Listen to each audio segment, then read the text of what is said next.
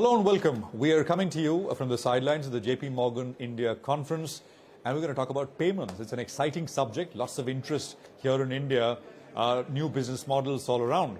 I have with me Takis Georgakopoulos. He's the global head of payments. He's also the member of the operating committee at JPMorgan. Takis, great to have you with us here. It's a pleasure. Thanks very much.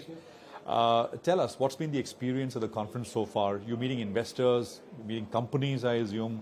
What do they want to know? What are the kind of questions you're getting? What's the feedback? We are seeing investors, we are seeing a lot of the local tech companies, we are seeing a lot also of the US and European multinationals that do business here. And for me, it's my first visit in India post-COVID. And what I see is really a sea change in investor sentiment about India. It's extremely positive, it's extremely bullish. Then there is a whole kind of ecosystem of technology and innovation that I see for the first time in the country. Someone gave me the stat, I don't know if it's true, I heard it in the room.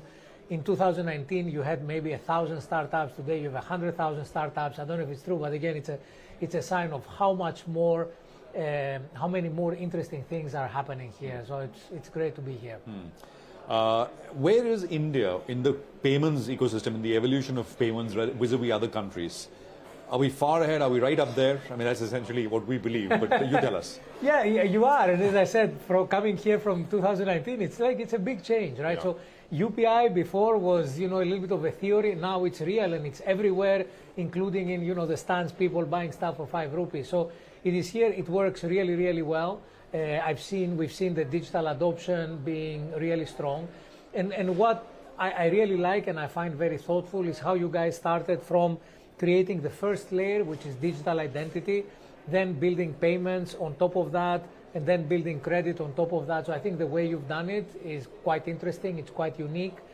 It is government built, but with a lot of private sector support. And from what I've seen in the last couple of days, it also supports a lot of tech and fintech innovation on top of it. So I think it's a very unique model.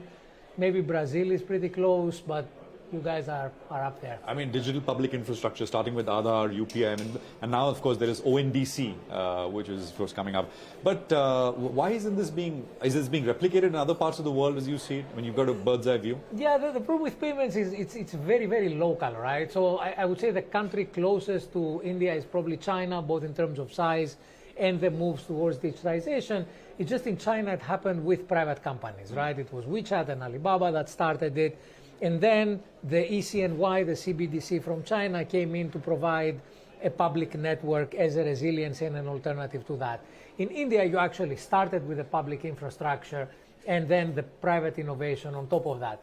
If you go to the developed markets, we have digital currency, like, no one walks around with cash in Europe or the US, but you don't have the same innovation around digital identity and digital payments, nor do you have the same cost structure as the one that you are creating here. And the cost structure is what is very interesting, but it's also, I don't know, a bit of a pain point for companies trying to make money off payments here in India.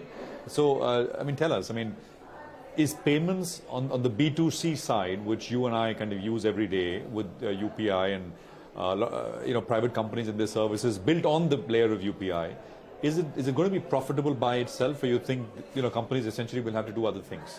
Yeah, so fortunately, my business, JPMorgan Payments, we are in the wholesale business. So we do a lot of B2B payments. We move $10 trillion every day across 120 currencies and 160 countries. So there is always a little bit of margin to be made when you move money in complicated ways, big volumes, etc.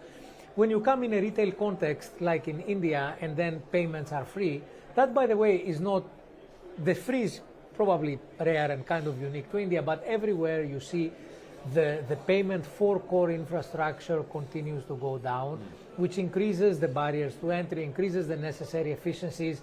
That's why we all invest in the cloud and AI and ML and all of those things to reduce our cost base.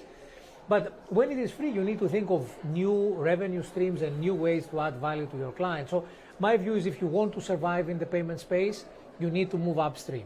You need to think about software as a service, data as a service, UI, UX. How do you add value to your clients?